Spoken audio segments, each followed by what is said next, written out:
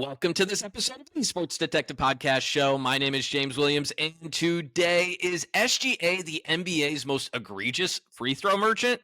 What are we talking about? Well, if you're not on NBA Twitter, this might be a little bit of a foreign discussion to you, but a topic of discussion that has been circulating the NBA this entire season, and specifically around the Oklahoma City Thunder and their MVP, Shai Gilgeous-Alexander, has been his ability to get to the free throw line. And a bunch of NBA fans, around the country have been, frustrated with SGA's ability to get to the free throw line. They think every time he is driving, he is looking for contact, trying to force fouls, trying to get to the free throw line. And they think that his ability to get to the free throw line is kind of cheap. It's a little unethical. And it is a thing that is benefiting his statistics, number one, and number two, the overall success of the Oklahoma City Thunder this season. And this is something that I never saw this discussion of him being a free throw merchant get so mainstream until after game one of the Western Conference Finals. SGA did not shoot the ball that well, at least in the first half of game one against Minnesota. I think he started off 2 of 13, and he was getting to the free throw line quite a bit. A lot of people were circulating, foul calls on SGA and saying, hey, this wasn't a foul call. Nickeil Alexander-Walker during that game, got really upset when he got called for a foul against SGA. So what we're going to do here in this video is we're going to dive into some of the numbers of SGA and his ability to go to the free throw line this season. First, though, I will show you a video that I found like 2 or 3 months ago, because I was going to do a video about SGA as a free throw merchant. But I just didn't have the time to. So I found this video in like early March, and it talks about SGA and where he ranked at the time, and his ability to go to the free throw line, and comparing how much he goes to the free throw line and comparing that to other all-time great scoring seasons. So we'll go ahead and I'll share this video here with you guys. We'll watch this, and then I got some other stats that I'm going to show you about SGA and his ability to get to the free throw line. Does Shai Gilgeous-Alexander and his game even warrant the label of unethical? Now, one way to approach this question is simply by looking at the rates at which players are attempting free throws. When looking at a metric like free throw attempts per field goal attempt, SGA ranks 24th among all players this season, behind players like Trae Young, Damian Lillard, Anthony Davis, Giannis, and even an aging James Harden, who was able to escape the claims of foul baiting and stat padding years ago. So just purely looking at the rate at which players are drawing fouls, SGA isn't doing anything out of the ordinary. But to better understand Shai's scoring profile, we need to look at the kinds of fouls Shai draws and where they're coming from. Most shooting fouls don't happen out here, they happen in here. Players that stay aggressive and drive the ball more tend to put more pressure on the defense and draw more fouls. This is why a player like Dwayne Wade, for example, who spent his prime years attempting 10 free throws a game, was never associated with any foul hunting. He earned his free throws. This season, the player who drives to the basket far more than anyone. By the way, as that related to the game last night, I don't think I have these other stats bookmarked later, so I'm going to share them now. SGA in game one drove to the basket 29 times. Comparatively, the entire Minnesota Timberwolves starting lineup only drove to the paint 28 times combined. That's all starting five of Minnesota. Else in the entire league is Shai. In fact, nearly half of all of his free throw attempts are generated through his drives to the basket. And again, if we look at the rate these drive leaders are drawing fouls on their drives, Shai is getting calls at an average rate, far from what you might see from other superstars both past and present. Which brings us to a real point of contention when it comes to SGA and his historic season. One of the odd and universally accepted aspects of NBA basketball is that superstars get calls. This has been a thing since the inception of the league. Once you transcend that highest tier of player, you essentially get the benefit of the doubt, even at times when you shouldn't. He never controlled it, Michael. He didn't touch it with both hands. That's the thing. You think so, Michael? 55 hits, 2 to go. Michael, I didn't see 2 hands on him, Michael. But I believe you. You did. But I believe you. I We trust know this, you. and we accept it. And Shai is a superstar, Except he hasn't consistently gotten these phantom superstar calls this season. Since the introduction of tracking data back in 1996, there have been 36 instances of a player averaging at least 30 points per game for a season. And when ranking these 36 individual seasons according to free throw rates, SGA this season ranks 26th, behind guards like Harden, Wade, Iverson, and Luka. But again, most shooting fouls should come from shots taken in the paint or around the rim. Of course, players do get clipped on threes and long jumpers and draw fouls by other means, but really it's getting downhill that tends to generate trips to the line. And specifically among guards, Shai gets into the paint and attempts more shots from inside than any other prolific scorer since the introduction of tracking data. This season, Shai is attempting nearly 54% of all of his shots from within 10 feet of the basket. Meanwhile, players like Kobe, Iverson, Luka, Harden, and Dame all have multiple seasons where they weren't getting into the paint nearly as much and still yielded far more trips to the free throw line. Shai is statistically the most aggressive volume scoring guard in recent NBA history. He takes the most shots that historically should earn trips to the free throw line, and there isn't a single metric that suggests his free throws are inflated or unwarranted. Of the previously mentioned 36 seasons of 30 points or more a game, the average number of free throws taken per game across the board is 10. This season, Shai is averaging just 8.3. So, if anything, considering his usage and his play style, Shai is actually not getting enough calls. If we've learned anything from witnessing the last decade of scoring maestros, it's that this is just the nature of great scorers. Okay, a few things on top of that.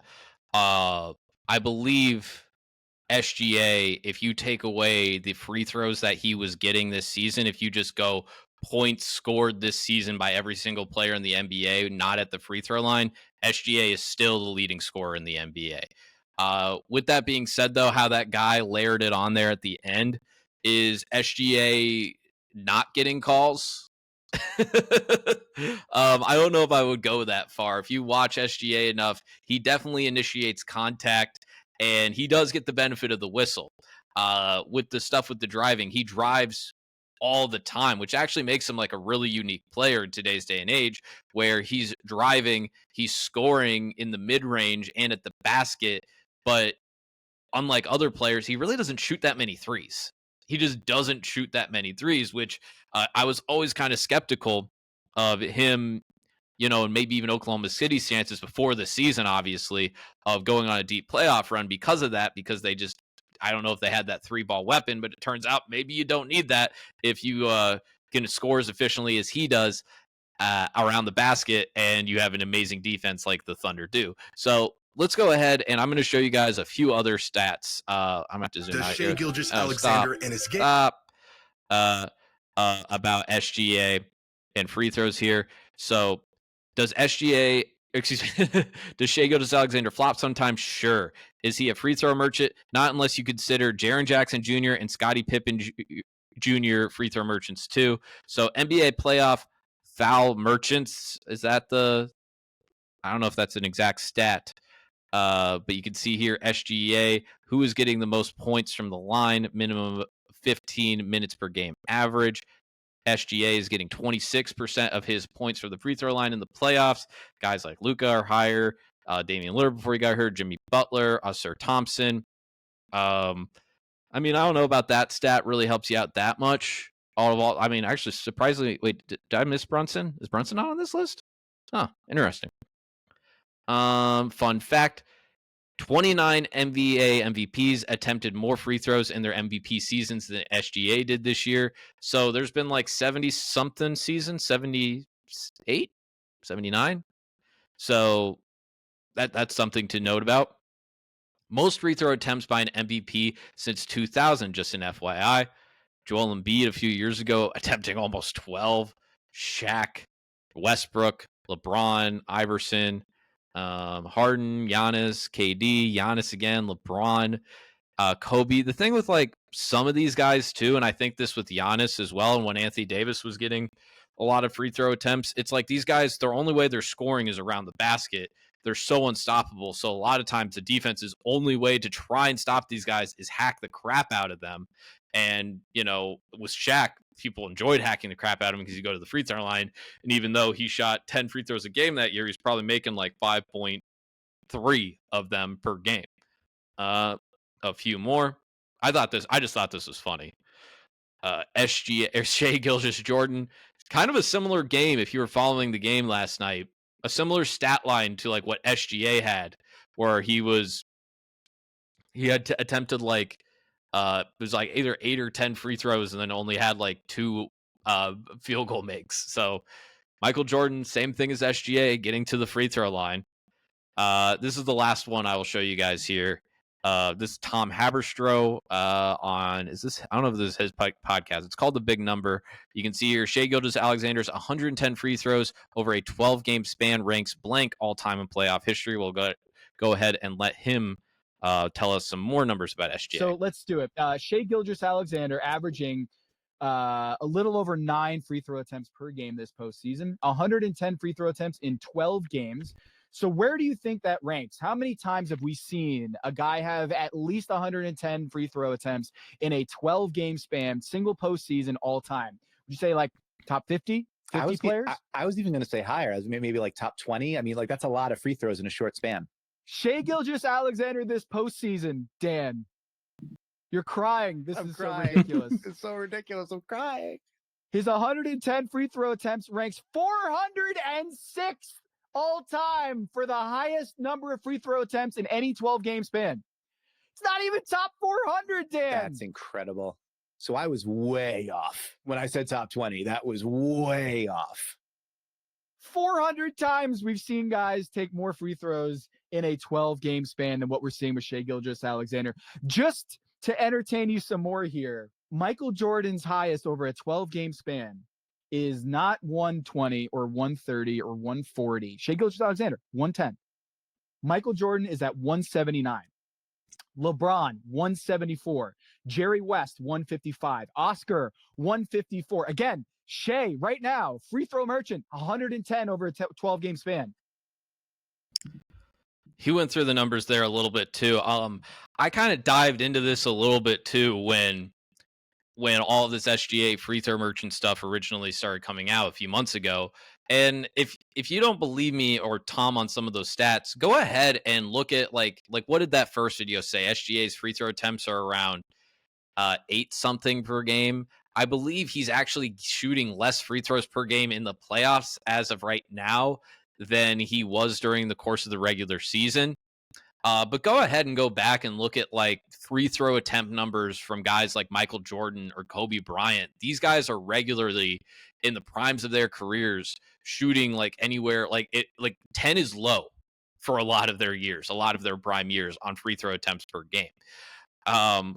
With that being said too, I also am very mad a lot of times when I watch basketball discourse, and maybe it's just because the dumbest things in our social media today get the most play because it's all about interactions and reactions rather than actual, substantive content, where I'll see somebody like, shoot a lot of free throws and be like, wow, look at that. Looks like the referees really helped them out in this game. And it's like, I see some of that stuff and I'm like, these people are either just saying something to get attention and to piss people off, or they just didn't watch the basketball game. Like I was pointing out some of those numbers earlier last night. SGA drove to the paint 29 times in game 1. He averaged 21 drives per game. He's one of the hardest guys in the NBA to stay in front of. Does he get the benefit of the whistle sometimes? Sure. But is he the most egregious, foul baiter in the NBA?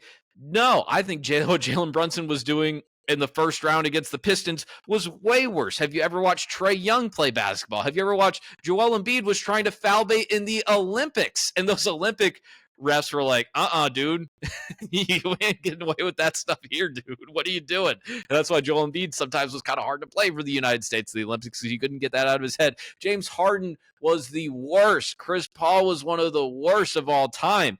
And we did not give them as much crap as we've been giving SGA the last 6 months. So that kind of begs the question, too, of why people have been giving SGA so much grief why people have been getting so mad at this stuff. I have a few theories, and I don't know. They're probably the dumbest theories I've ever had, but you just kind of have to bear with me. Or at least one of them is very dumb. Another one might be a little bit more intelligent. I honestly think a lot of this stuff turned into an internet joke.